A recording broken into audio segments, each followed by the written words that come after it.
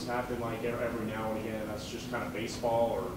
Yesterday afternoon, really thought there was a lot of good came out of that game. Believe it or not, I think the ability to get Floyd and Dane and Beater on the mound in a midweek after playing on Tuesday and them not pitching, I think was really good. There's some fundamental things that we'd obviously like to have back, but that's part of baseball. And one thing about a 9-inning baseball game is when you start talking about a team, teams have the ability to pick each other up.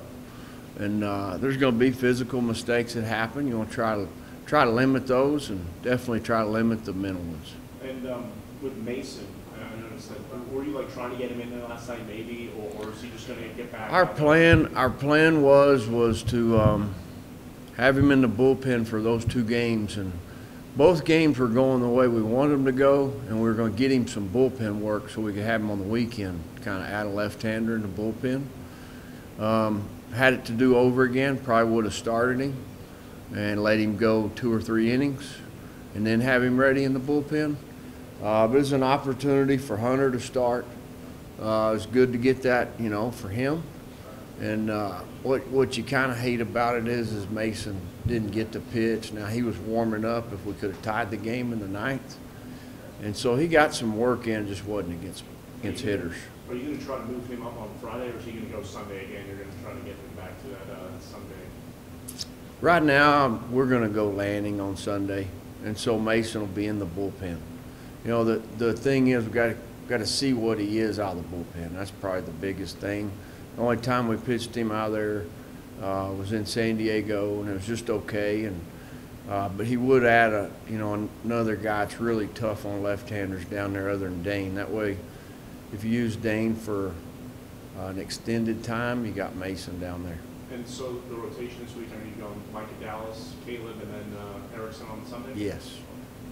You mentioned earlier there where even with the losses, a lot of good things came out of it. Is it tough each season, does it take a little bit to get the guys more focused on the process about what gets better each game compared to the results? Or how long does that take you guys usually to handle that? That's a really good question. I really think this group's been really good about what you just mentioned, about playing and sticking with the process and playing the game. Albuquerque can reveal some fundamental things when it didn't really reveal it yesterday so much. There were physical mistakes. They weren't mental. We probably had some good fortune the day before. Balls being hit at guys and things of that nature kind of get us out of some things. But I think, right now it's probably a time where everybody wants some results, individually and collectively as a team.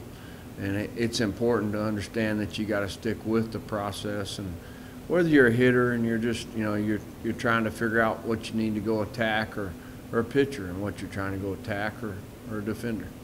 As a coach, would you rather have to deal with physical problems compared to mental ones, just because that's easier to correct? Oh, I would say the mental should be easier to correct. That's something that each time we practice, we try to make a point to get better between the ears. The physical ones, sometimes when they happen in a baseball game, it's fundamentals. And at this point, fundamentals, you got to really spend some time to get better fundamentally. And so I would say the mental you can get better immediately. The physical takes a little bit more time.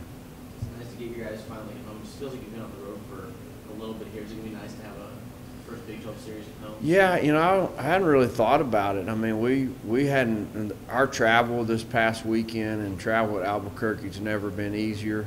You kind of hope the young guys don't get too used to it, because I'm sure the next time we go over there, we'll bust Albuquerque there and back. And we got to fly there this time and bus back. And so but looking forward, to being at home, the Final Four going on, the success Chris and his staff's had and his team should bring some excitement to our park also, and people that didn't get to, go to Minneapolis, maybe they'll come watch some baseball.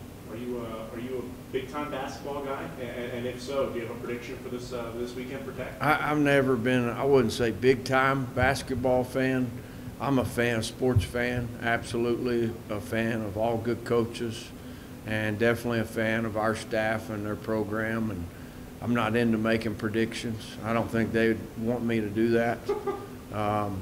You know, I think they got enough on their plate and just go play the game, and kind of what he's talking about. You know, stick with the process and play each possession. And there's stuff to be learned from each sport. I mean, I can look back 3 years ago how much they talked about one possession can change one game.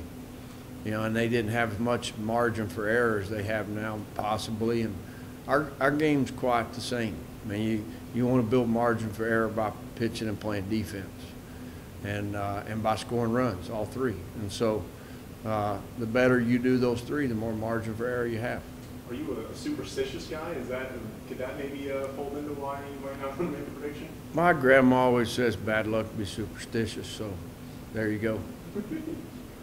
Does it all, do the programs, you as coach talking to these programs, do they ever kind of rub off on each other, just the success? Like obviously you guys are having the basketball programs having, do those ever, just really Texas Tech as a whole, you know, the athletics program just overall be better being behind these last few years? Does it rub off at all? I think absolutely. I think all of us, I think it helps recruiting. I think it's such a small world in recruiting when you get people with good relationships involved. And across the athletic department, that can definitely happen through all sports. And pretty good example would be Patrick, you know, looking back at that deal. And there's been some other guys come through here where just relationships have been good, and been able to get guys to campus. And obviously all these guys, anybody that's a college athlete wants to have success, and our guys watching them, yeah, absolutely. You know, I'm sure it motivates them to prepare and do things the right way.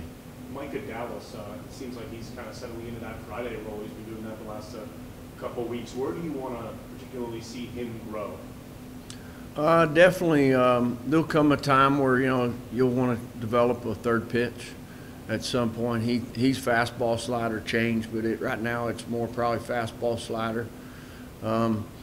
You know, and really just putting him in those situations and those environments, kind of like yesterday with those guys. I mean, everybody that pitched in that game yesterday that came out of the bullpen, it was kind of in the grease a little bit. I mean, it was close games, and of course you feel like games are close over there when it's 8-4. You feel like it's a one-run game because of the way the ballpark plays. And but as far as Micah goes, just want him to get a little bit better each time we get together and get a little bit better mentally and physically.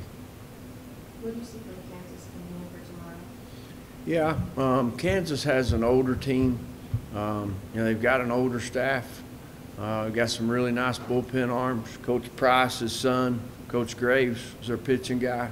Those guys have always done a really good job with their team. They're always very fundamentally sound. They always play the game the right way. You're not going to see many guys not run balls out, and they're going to bunt guys up when they need to, and they're usually very good at that kind of stuff.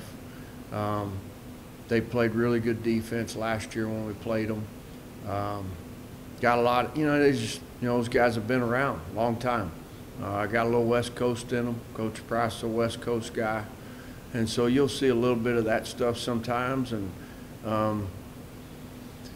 you know, it's always a challenge. Any Big 12 weekend's a challenge, and you got to go earn the right to win. And you do that by, you know, playing the game the right way. Good question. So, Cam, yesterday, do those games just kind of happen in baseball sometimes? You just have to like respond? You just got to bounce back. You can lose to anybody on any given day, but we got to play better, though. So where specifically do you want to see improvements from the team? When we went up 8-2 in the third, I think, kind of coasted after that. We didn't score for, I think, we had zeros for 4 innings straight. We got to keep battling, keep trying to put up runs. Is there something about that how do you guys practice that? How do you do that where it's, you know, you have that lead and just to make sure you stay on? How do you practice that so you're ready to game for that type of situation? We just got to be mentally prepared. You want to score. You want to have good at-bats personally every time you go up there. So we want to put together good at-bats throughout the whole lineup, 1 through 9, and keep producing runs throughout the game because you never know what will happen. They end up scoring up 5 and then 2 or 2, 1 or whatever it was, and they took the lead because they didn't ever stop scoring. you guys happen to finally be at home for a Big 12 series? Yeah, that'll be nice. I think we'll have a good crowd. I'm excited for basketball this weekend too. So. Do you have a prediction for basketball this weekend? I asked Tadlock. He didn't want to make what I think they're gonna. I mean, they obviously play really well defensively. I think they're gonna play well, and I think they'll win this weekend. Do you think they're going to win it all? I think they have a chance to win it all if they play well. How do you, I was asking Coach Selleck about just how these programs bounce up to all being Texas Tech. Have you felt that as an athlete of this team where whenever basketball's playing well, you guys play well, do you guys feed off of each other at all? Oh, I mean, they played well pretty much all year, and we just want to play well and make everybody happy just like they've been doing all year. Where do you feel like the state of the team is right now going into that Big 12 series this weekend? I think we're in a good state right now. We still can improve a lot in every aspect. Defensively, a big part. We didn't play well defensively on Wednesday, and we can just improve every aspect right now.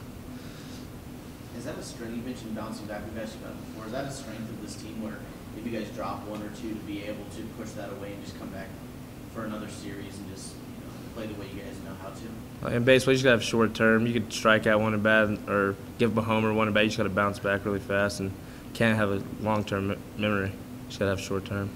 And where does that come from? Is the leadership of this team or the way you guys price? Where does that come from with the way you guys can bounce back so well? They honestly just preach it. Just move on to the next pitch every time after you give a home run, strike out, hit a home run. You still got to go out there and play the next pitch. So just like games last night, does that just kind of happen sometimes? That's just like kind of baseball? Yeah, I mean, I think for sure anyone can win and lose on any given day. But like Cam was talking about and Tad, we just have to have a short memory and get ready to play this weekend. I wanted to ask you for a while. It seems like every time there's someone on base near you can bring him in. Like you've just been this year really good about getting those singles, getting those doubles, bringing those guys. Is that where you see at least part of what you bring to the team, part of what your job is on this team? Yeah, and I think first of all that credit, all that glory is to my Lord and Savior Jesus Christ. But I would say just like Tadlock's had me in the 4-hole for most of the year, and I was hitting 5 the last couple of days, and I think he has confidence in me to be able to hit guys in, to put together good at bats wherever I'm at in the lineup. So it just so happens that guys have been on base, and I've been able to get a couple of hits. Where was that confidence at the beginning of the season versus now, as far as knowing when your team needs you, whether it is an RBI, just getting on base, whatever, that you know you can deliver?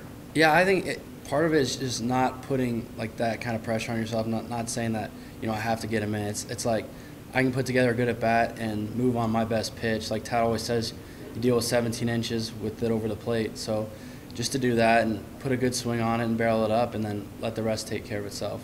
Is that do you view that as one of your strengths? Wherever guys are on, you feel confident you can bring them in, or what are some of the strengths of your game? Yeah, I mean, I'm definitely confident. One of the biggest things for me is just trying to have fun. Even at the plate in these tough situations, you always hear guys like, it becomes tougher when you start putting that pressure on yourself. Like, man, I have to do this. I have to get a hit. It's like, no. I mean, we talk about this approach to the plate always. Like, we know the scouting reports. So just to be able to go up there and know what the guy's probably going to throw at you and be able to deal with balls and strikes, simply like Tad says. And I think all of us really just taking in that approach helps us a lot as a team. You talked about needing to, just shorten your memory in instances like to rebound from last night. How important is it just in the sport to have a short memory like that? I think it's very important in this sport and in any sport. Just being able to, even with success, like Cam was talking about, like you had a home run, you got to be thankful, but you got to move on to the next at bat, the next pitch. And like we always tell our guys, when you're hitting, you might get a bad call, or pitchers might not get a strike that they like, and it's like, well, you have to pitch the next pitch anyways. So it's just being able to move on and kind of keep focusing on what's ahead. Tanner Otrumba talked about how his lockers between yours and Josh and how you guys have really taken him under your wing. How do you really go about like mentoring these young guys on this team to like make sure that you're getting the most out of them? Yeah, I think the biggest thing is just being able to, help them relax a little bit. There's a lot of pressure coming into a good Division I school, and some of these freshman guys feel like they have to perform right away and put that little extra pressure on themselves, like I was saying. But just being able to relax, say, hey, play your game. Like specifically Tanner's like, hey, play your game. You've been doing it your whole life. It's the exact same game you've been playing. So just go out there and do your thing, type of deal. Just let the guys be free and play. It seems like we talk about how you guys are able to bounce back after a series loss or a game or two loss. Have you been part of other teams that, whether it was a Tech or previous years, that weren't as good about bouncing back compared to this? Because it seems like that's one of the strengths of this team is even if you guys have a bad ending or a bad game, that it really doesn't carry with you guys much.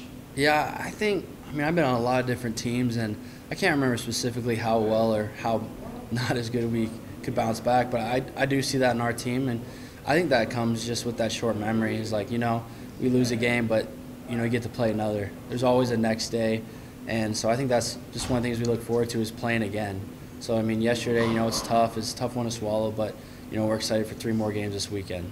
There's a lot that come from the leadership. A lot of guys who've been to Omaha a time or two, where you know you can even lose there, but you'll have to bounce back. And just going through not just Omaha, but the grind of all these seasons or so many games. Does that come from the leadership that a lot of these guys have experienced here? Yeah, I mean, even when I was a freshman too, it was the same thing. Like, I just remember the guys always, the older guys like Dusek, guys like that, picking us up and saying, you know, it's okay, you get to play again.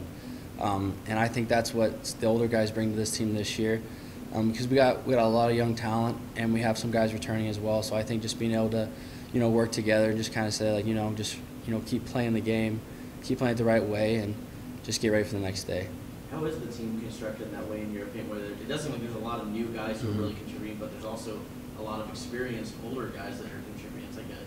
It's a pretty ideal mix of the two of those. Yeah, I would definitely say it's a really steady mix. It seems like we got a lot of guys on the mound that are new, and then, I mean, the lineup will be different because Tanner will be playing sometimes, and then Drew as well. And everybody has their own unique skills, but it's like, I think there's, like you said, just a really steady mix of new guys and the older guys as well.